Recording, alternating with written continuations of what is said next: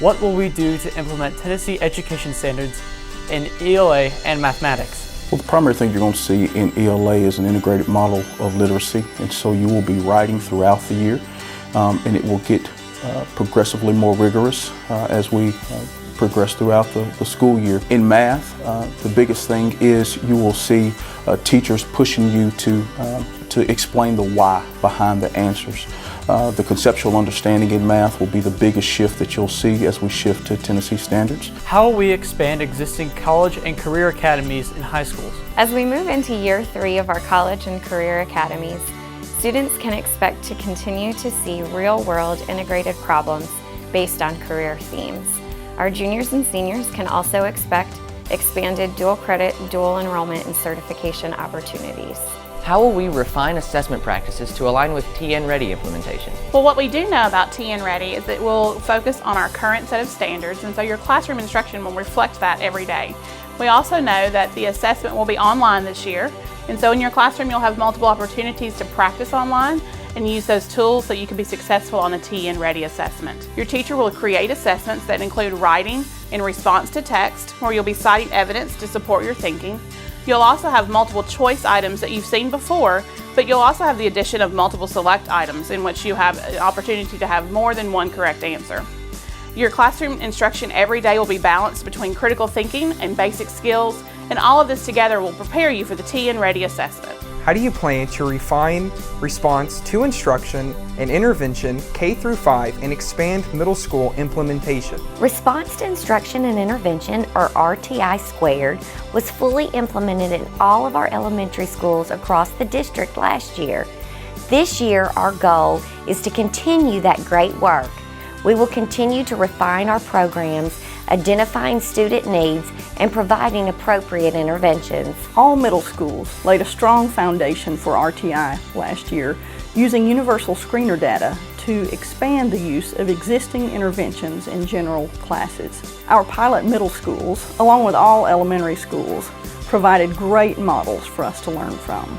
In the coming year, we will focus on full implementation of the RTI process, meeting state and district expectations, to include monitoring the progress of every student.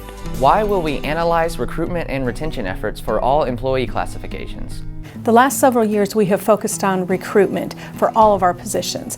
We have been fortunate to develop relationships with local, national, and regional universities, and also with local partnerships here in Clarksville.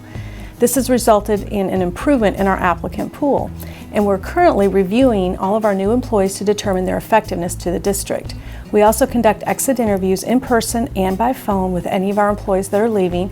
We were curious to find out why they were leaving, and we were hoping that the data we gathered will help us improve the retention rate for our employees for the upcoming school year. How will you expand the substitute staffing program? The substitute program is currently looking at exploring other options beyond the instruction substitutes to include our child nutrition and our transportation department. The substitute team is also actively exploring other development options for training for our substitutes.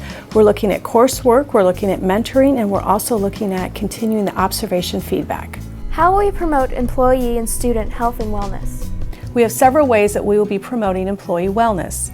Fortunately, we have our employee on-site health clinics, which is a focal point for the wellness of all of our employees and their family members. The clinics are designed to help our employees and their family members prevent, diagnose, and treat any chronic illnesses. How will you improve organizational efficiency through technology? As a support department, technology is always looking for ways to improve the organization. We do that in a couple of manners. Sometimes it's by finding something that technology can help make more efficient.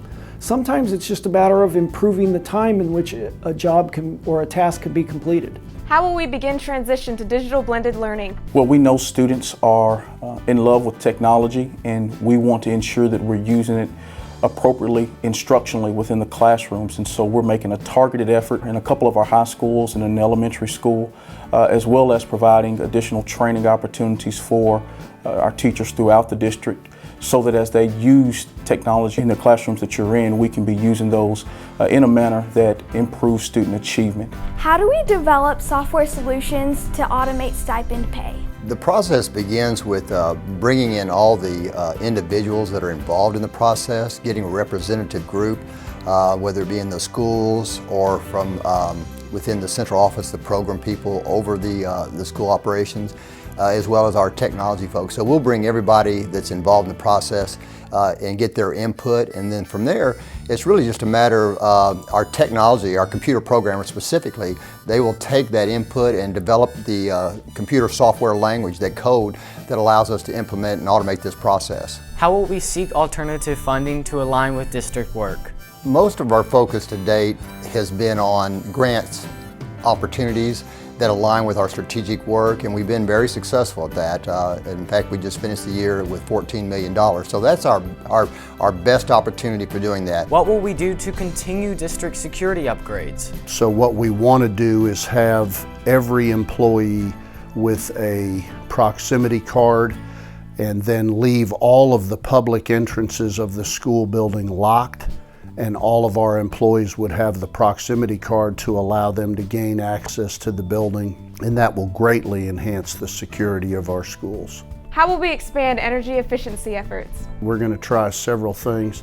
The first of them, we're just going to go after lighting efficiencies in the district.